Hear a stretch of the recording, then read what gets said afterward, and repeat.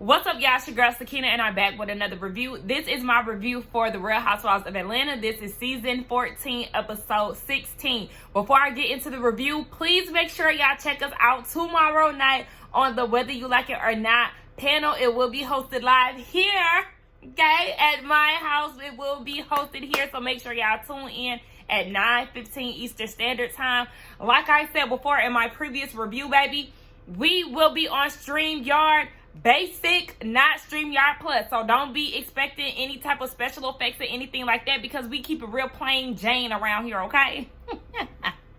But yes, we will be talking about this episode of the Real Housewives of Atlanta, as well as last Friday's episode of Bell Collective. So yes, be sure to check us out. We'll also be doing a special live on Wednesday for the reunion looks for the Housewives of Atlanta. It will be hosted on Scotty's channel, so be looking out for that on the communities tab. You know, tune in, get a kiki. We will have some special guests along with us. So yes, it's going to be a good time. It's going to be a good long time. So just make sure that y'all got y'all refreshments in hand, because it will be a movie. Anyway, let's go ahead and get into this episode, right? So it opens up with Kandi. She's with Ace, and she's taking him to slow down, okay? She's taking Ace to an acting class. She said that they do a lot of back and forth acting together at home, but you know, being with a coach is totally different. So my boy is out here doing audition tapes, and y'all know I love Ace. He is so adorable. He is so smart. He seems so sweet. Like, I could definitely see him on TV. So shout out to Kandi. And you know, thankfully she's blessed to have the opportunity to support her son through acting and get him some opportunities. So yeah, shout out to little baby Ace. Now we see Marlo is on the phone with Crystal. She's getting prepared to get the kids back. Child, did y'all peep what she said? Oh, look at you with your little name tag. Look at you with your little 9-to-5 middle class job. Like, bitch, what? I don't know why. I was like, girl, why did you point out her name tag as if that was like something so different? Like, yeah, a lot of people who work in customer service type of roles, they have name tags. She is in the dental industry, so yes, that's gonna be, you know, sewn on her scrubs, or she's gonna have a name tag. Like, I just was like, girl, okay, girl, that I looked at that like that was slick shade. But yeah, she getting the kids back, and it's been 30 days. I said, child, what you was acting like you was going to bring them back before the 30 days when you was talking to your therapist. But according to the phone conversation that she had with Crystal, Miss Ma'am has been enjoying her little 30-day trial that she done had being a single, well, yeah, I was going to say a single parent, but being a single individual. I know that's like two of the same things, but y'all know what the hell I'm saying, okay? She out here living her best life, doing what she been doing before she got them kids, and she was enjoying it so much so she wanted to add 5 more days onto it. And then we learn that Crystal does have a man over there, some type of male figure over there.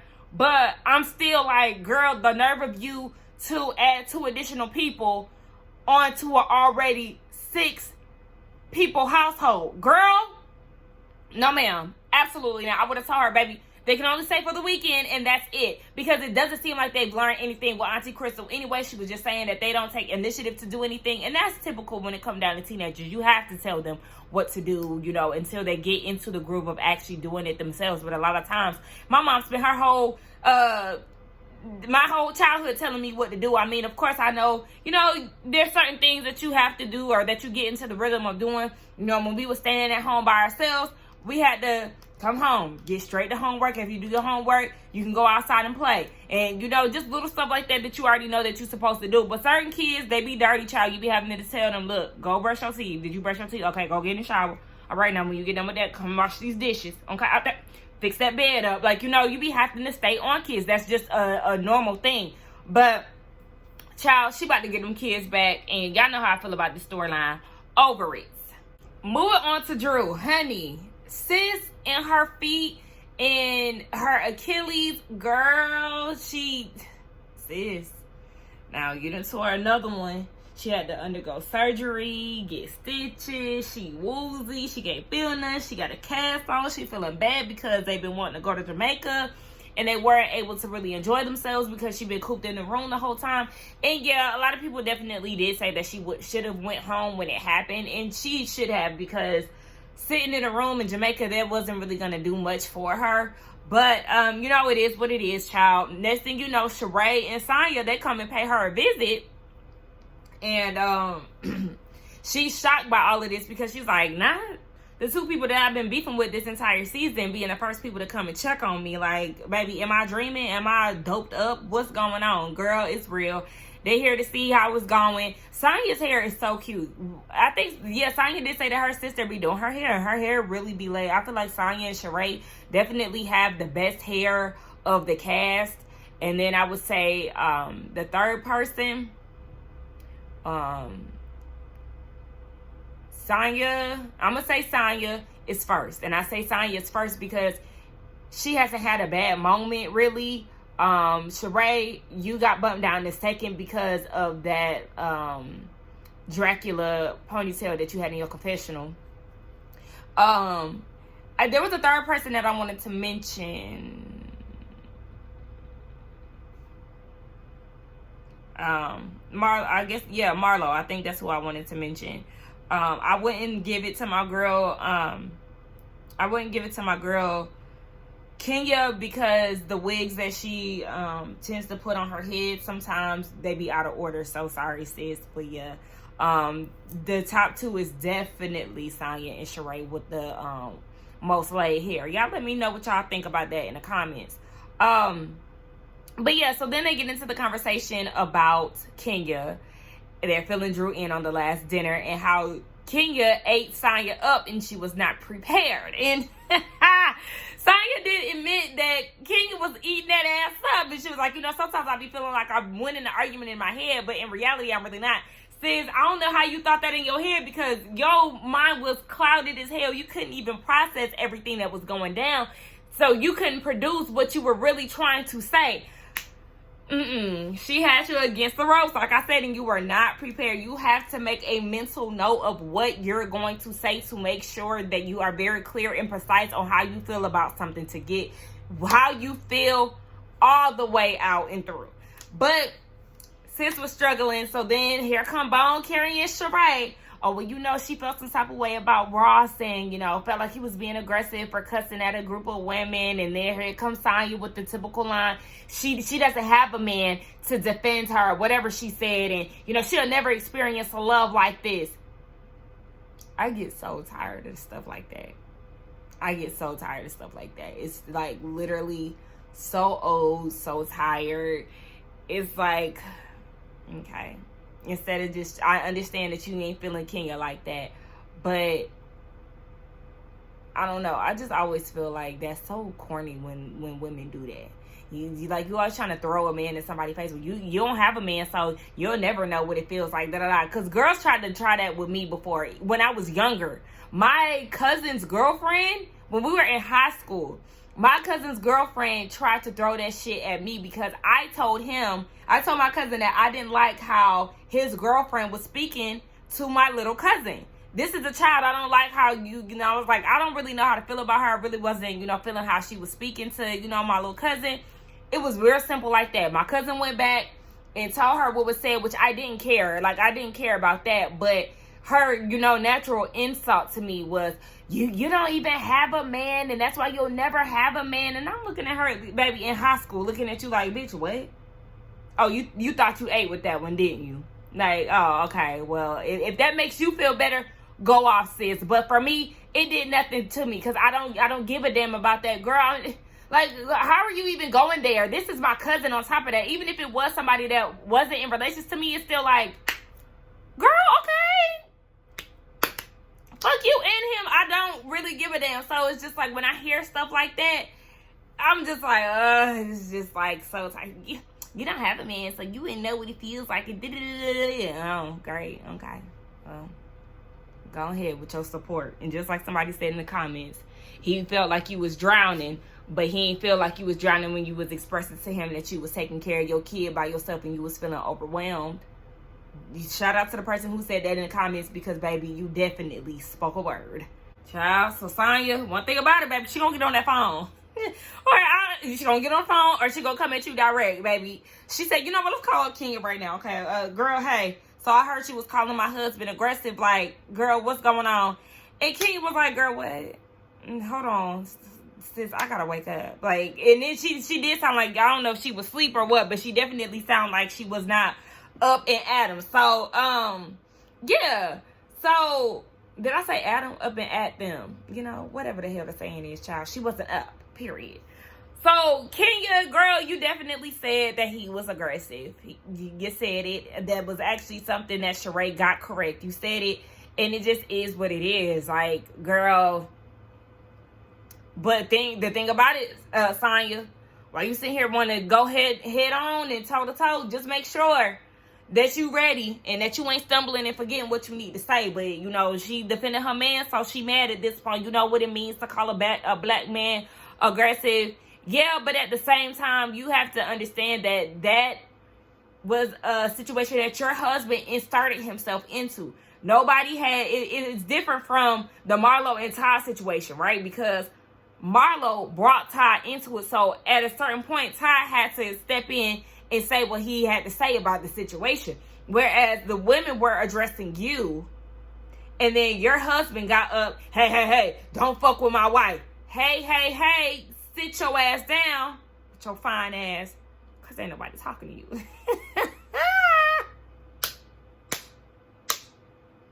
I crack myself out. But yeah, ain't nobody talking to you though. So, baby, you need to chill, and you definitely should have apologized. But you already know how I feel. Obviously, he doesn't feel strong enough to apologize to the women. Maybe he would at the reunion. I don't know. But at the moment, he didn't feel it was necessary to apologize. And I'd rather him not apologize if he really doesn't mean it. So it is what it is. We just gonna take it for what it is. He obviously ain't sorry. No, hell no. But child, Sanya got off that phone and she said, bye, bitch. I said, okay. I mean, Kenya really did not seem to care. She was acting as if she didn't know what was happening. But Kenya, I'm gonna need you to stop acting like, you know, you not really standing so firm in your word these days, and I'm not liking that. Like, I don't recall saying that, girl, but you did. And even when she checked you about, you know, showing up late, well, I've been on time for a lot of, no, you wasn't. Like, sis, I don't know what's going on with you, but cut that shit out.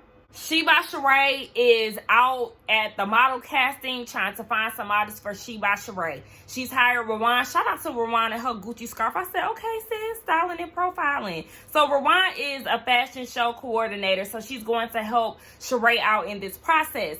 Now, baby, soon as I seen them models lined up outside, I said, it's giving the Bailey Agency 2.0. And then you got Kenya helping, and remember, that's how we got introduced to Kenya. Coochie crack.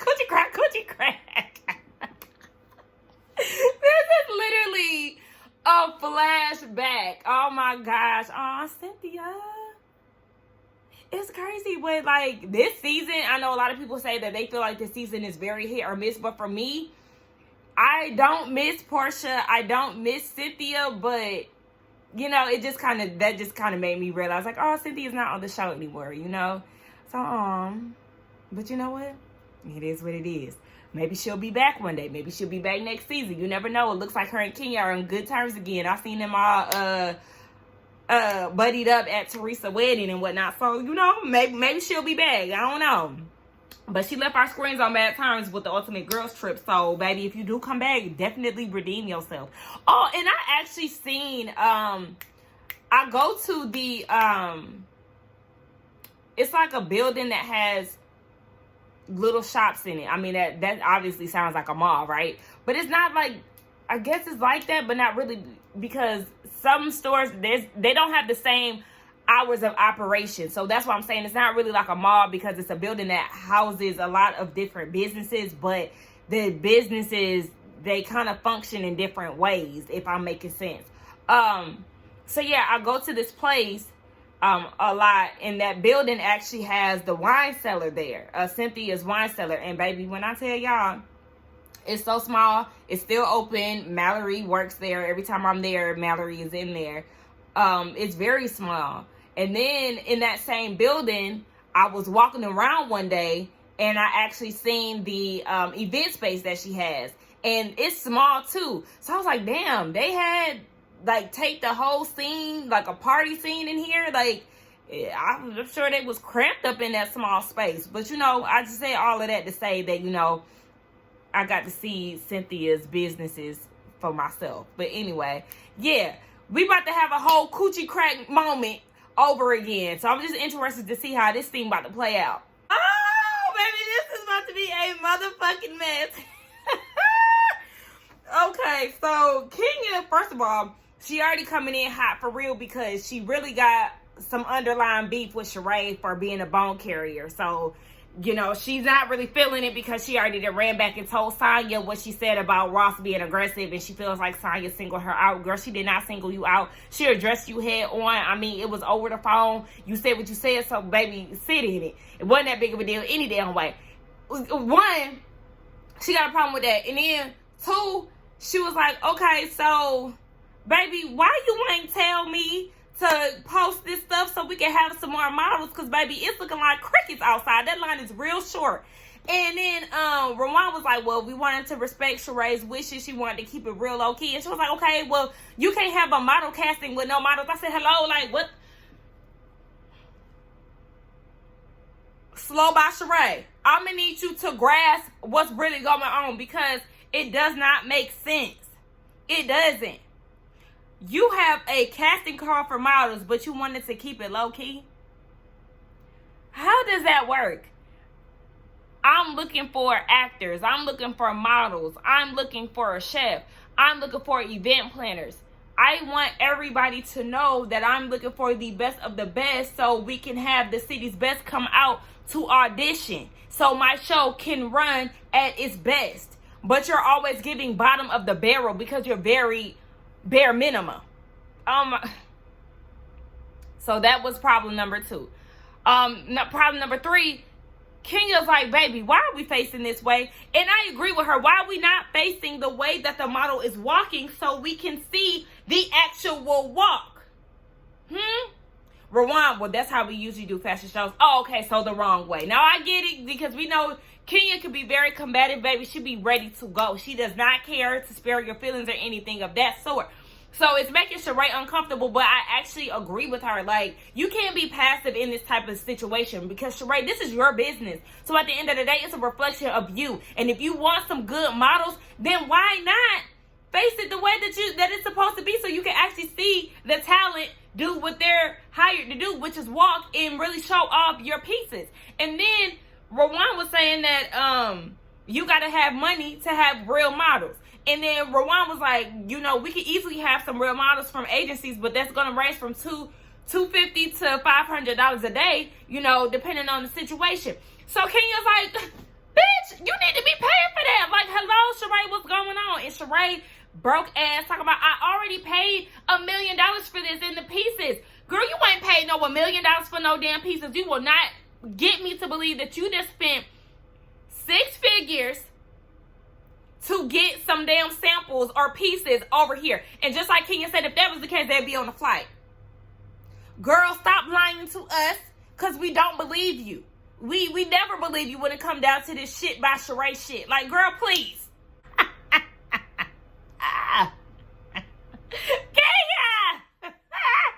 Kenya said, baby, the only way she gonna believe that is if she said that to a collection agency. Baby, she said don't use that because she don't want Sheree to think she being shady. Because, bitch, you definitely are.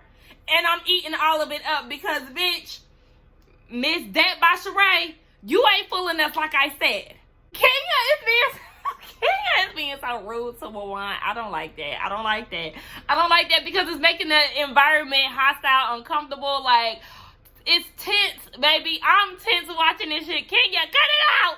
Like, but on the real, for real, y'all need to hire sis who walks first. Beautiful. She can walk. Y'all need to get this whole height thing out of y'all head when it comes down to fashion because, baby, the models come in all different shapes and sizes, heights, all of that. We ain't doing that no more. So get rid of that because even if they petite, they can still rip the runway, boo.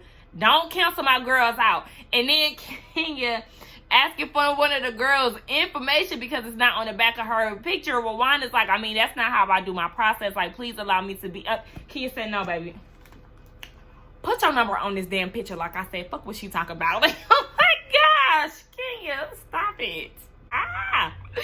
So she got the men walking and all of that. I like the Asian guy. You know, I did like his hair. Like, okay, give us a little flair. I like that. So she was talking about oiling one of the dudes down, and Rwanda's like, let's keep this professional, and they throwing shots. I said, one thing about Rwanda, baby, she ain't backing down, and I like that. Shout out to you, bitch, because you definitely holding your own and you ain't scared. So Sheree was like, yeah, definitely need more models. We only found about 4 out of this group.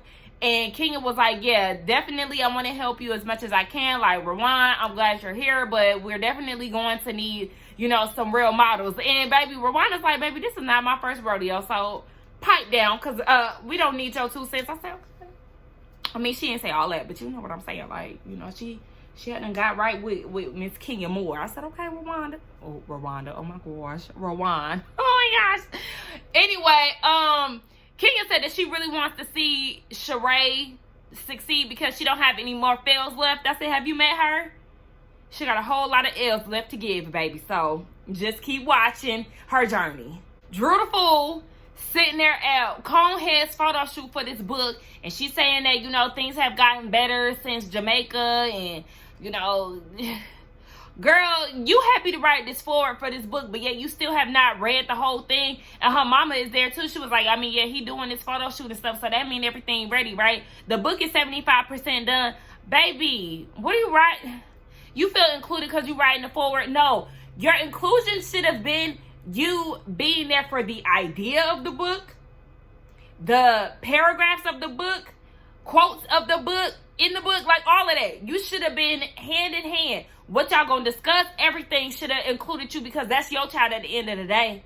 But I mean, if you feel included, this your thing, girl. I don't got y'all to do. But while it's on my mind, Drew's mama, girl, you look good. I love the blonde. I love the shades. The frames. I love the earrings.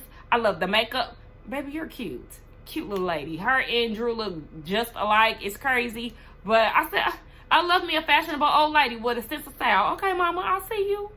I don't remember her looking like this last season, but she looked good.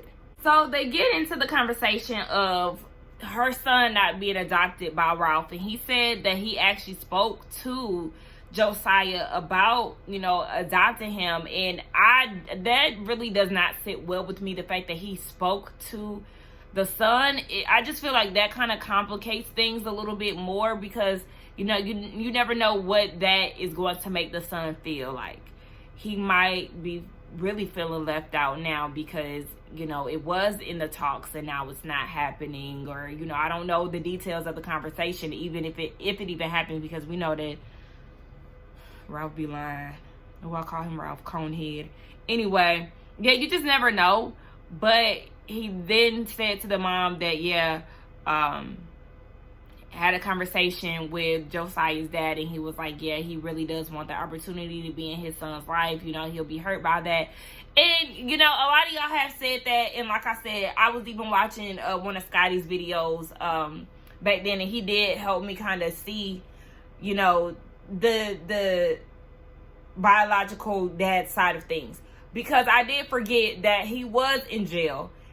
So he missed out on the opportunity. It's not necessarily like, he was out and about and missed it, but he was in jail. So the thing that is kind of making me a little about the situation still is because based off of what Drew and Ralph are saying, it sounds as if he's not. Drew said in one of those episodes that he hasn't been around. We know that he came about towards the end of last season, but it seems like he wasn't in Josiah's life actively after that, or constantly after that.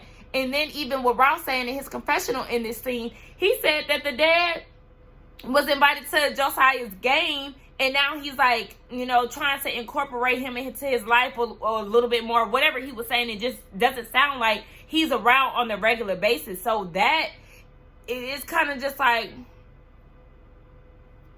but are you really, sir, trying to be active in your son's life? And I understand, it's not necessarily, I get it. It's not, I think it's just the whole back and forth of it all. Like, yeah, it's the back and forth of to adopt him to not, to adopt him to not, to not. And then you're writing this book about step parenting when it's like, okay, but you're not even including his mama. And then on top of that, his mama is saying that you treat him different compared to the children that y'all have together. So it's just like all kind of factors that has me so like, I get it, but okay, yeah, this, but, you know, so it's like, I can't have like a dead set concrete opinion on this because there's just so many other things that just kind of float around with this whole Josiah adoption book conehead situation. It's just a lot. Marlo brought them kids back home. They happy to be there, so they taking their own showers and all of that. They got structure that they needed magically and all of that because they had to be in dirty bathrooms or whatever at Auntie Crystal house. And I mean, what do you expect when you got 4 toddlers and 8 people living in the house? Seems like they doing good. Next. Broke by Sheree is at it again. Y'all, I forgot to mention in the previous scene, her and Drew decided to throw a party together for Kenya and Marlo. I don't understand why y'all wanted to do this. This is a terrible idea. Immediately no, immediately no. Like, y'all know that they don't get along. Like, I just don't understand it. So they're having it at Drew's house. And they're disguising it as like a get well soon party or whatever for Drew. Child, Sheree was supposed to be helping out, but she arrived an hour late. Drew was like, girl, where you been at? And she was like, she been putting out fires all day with this shit by Sheree shit. So it's like, oh, girl, okay. Okay. She got a lot of drama going on with that. But she was saying that the party was a bit much. The DJ was $500. The balloons was $700 because Drew was like, I mean, I'm looking for Ralph because I want him to give you the invoice. And then that's when she started trying to poke, you know, and critique certain things. Well, baby, you should have had your input in. And she talking about, well, since I didn't have my input, maybe I should pay 1/4 of it. Little brokey. No. If this is what we agreed on, then that's what you're going to give me. And if I sent you the invoice and you decided to ignore it, then that's not my fault.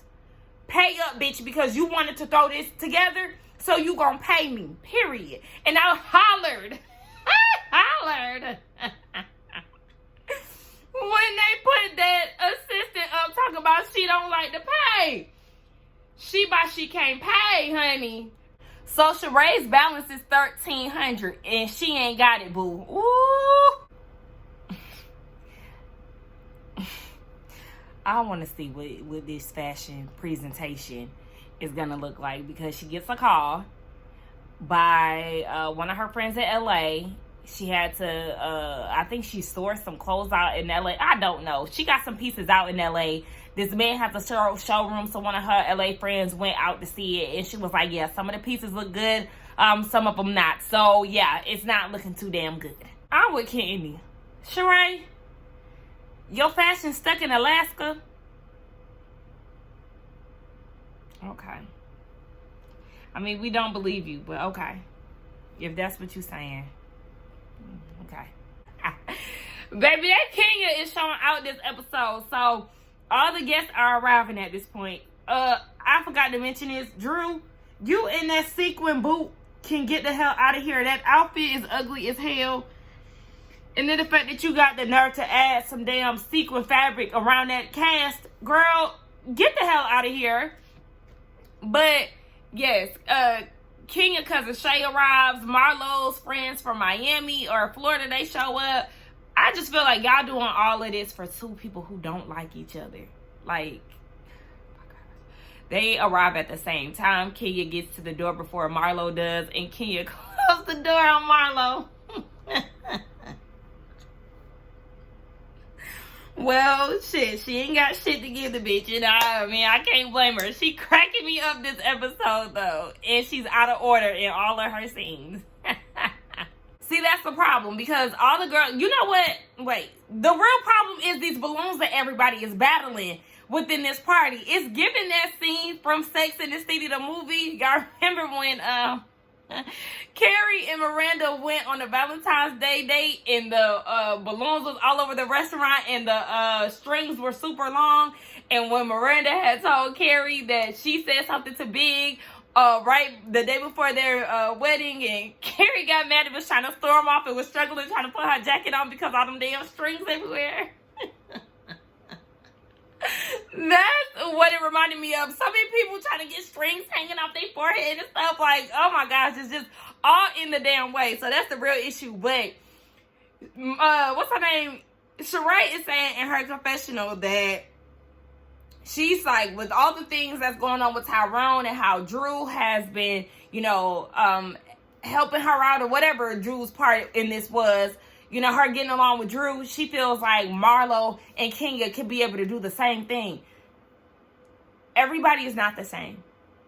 Everybody is not the same. So you cannot expect Marlo and Sheree, who have a long, Marlo and Kenya, who have a running history of beef, to come together. Yes, they did it once, but Marlo continuously messes that up. So it's like, don't force the situation, because when you force a situation, then you're going to be mad if this party doesn't turn out the way that you intended, because you weren't thinking about them in the actual situation at hand. Y'all all were there and heard the things that Marlo has said about Brooklyn. Do y'all really think that Kenya is wanting to move forward with Marlo? Y'all seen their interaction in Jamaica.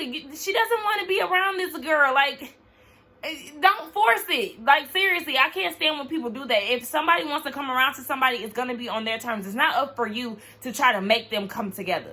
I will say that this is very sweet of Drew and Sheree to do. The fact that Drew got Marlo's best friends to be in attendance and they reached out to Kenya's cousin, like, that's a very touching type of situation. That's somebody going the extra mile instead of this just being like a cast situation. Y'all actually brought people that are important to the girl. So I love that. Like, mwah. That's really good. Marlo's best friend got up and she said a speech and she was saying that Marlo is really a good person and she be advising Marlo not to fight with Kenya. She raised the glass to Kenya. It's very sweet, and I love that. I was just like, beat, don't cry, because it's not that big of a deal, but I just love sweet moments, and it was just very thoughtful that the girls put this together and really, put forth effort for them. Like, the Pisces in me really just want to cry.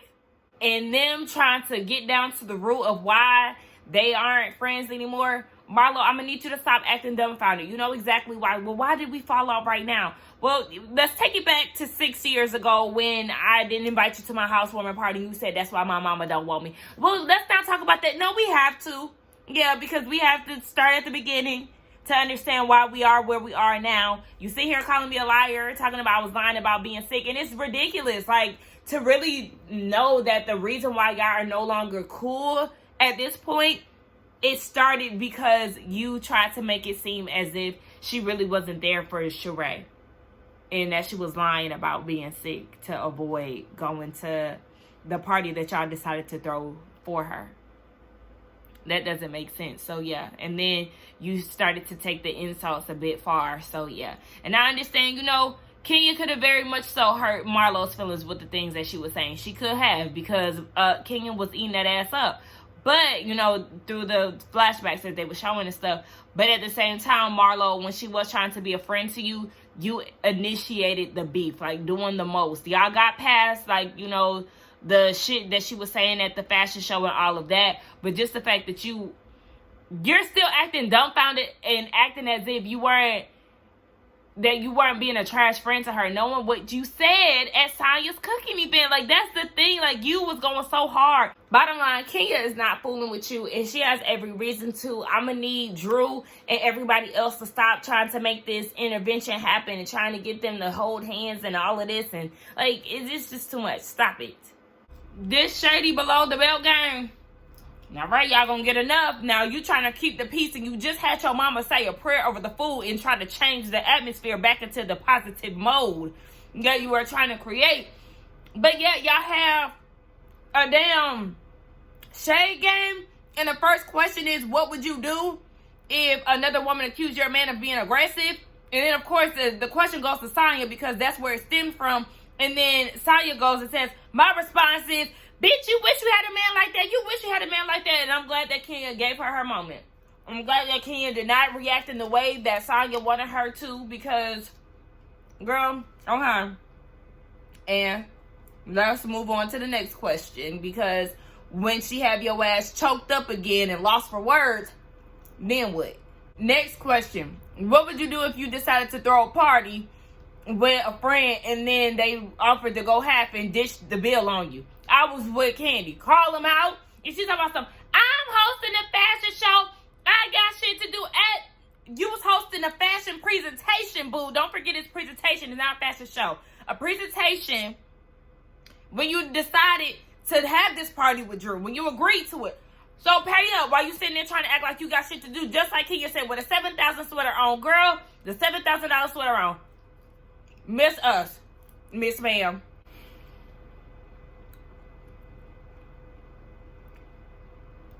Sheree, what is this? What in the Barbie hell is this? She took the clothes off of a Barbie, set it up in a little clear box. Look at the shoes. Look at the shoes.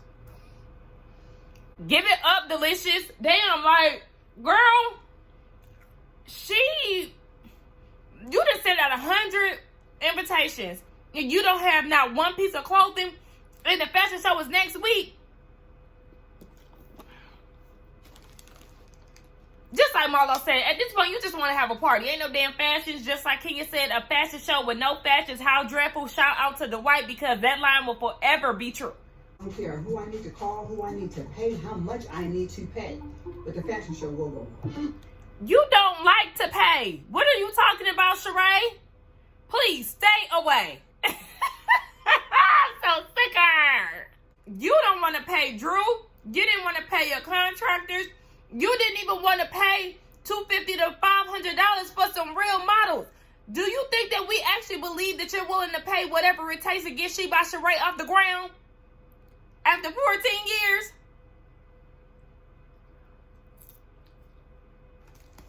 Okay. Sheree, you definitely said you had paid $1 million already. And she was like, the bitch hear things. Nah, we heard what you said, and you definitely said that because you a liar. Sheree, here you go with some dumb shit yet again. Why is this episode so damn Sheree heavy? I'm sick of it. Calm my energy down a little bit.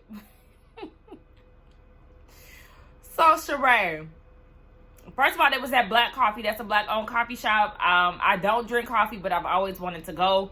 And the coffee names definitely are intriguing me. I love that. Anyway, she goes and invites Apollo. And it's no big surprise because we already knew his ass was going to make an appearance this season with her. So I'm not surprised to see him. Hey, Apollo. Anyway, she wants to sit him down to offer some advice for this Tyrone situation. I thought you was leaving that behind and focusing on She by Sheree. But I guess since you got, a little time to waste since your packages is stuck in Alaska, you want to call him and, bring back Tyrone again, bring him back up as a topic of discussion. One jailbird to another, huh? I guess he can give some more sound advice for you. Girl, please. Oh, not they was down at the prison together. Oh.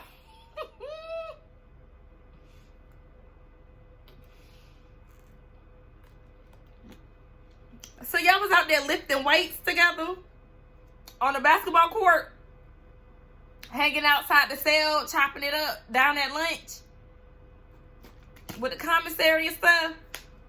What was y'all doing? Plotting again on y'all next scam when y'all get out?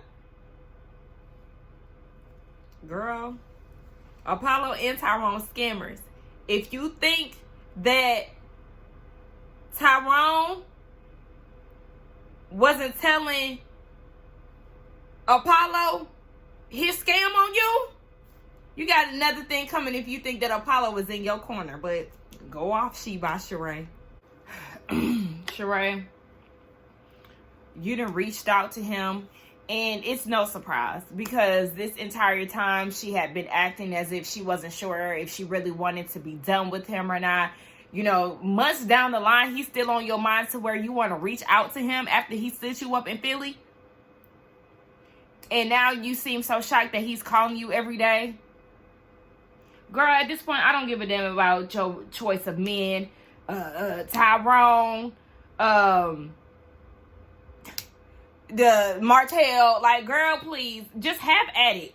And just like Apollo said, this is gonna mess up everything else you got going on. I mean, she ain't got shit else going on. Her packages is stuck in Alaska, supposedly. Anyway, I'm done with her. in this episode. It was a pretty good episode. I really did enjoy it. You know, I got a lot of laughs out of it. Y'all let me know what y'all thought about it down in the comments. Let's get down to it. Again, do not forget to check us out tomorrow for the Whether You Like It or Not panel. It will be hosted by RHOA. Be sure to be here at 9:15 Eastern Standard Time. Okay, we gonna cut up. We gonna have a good time. We gonna do what we do. And you like my rhyme. Hey. So let me get off this damn camera because I need to go get my life together. Okay, y'all. Do not forget to like, comment, and subscribe to my channel, and I will see y'all in the next one. Bye.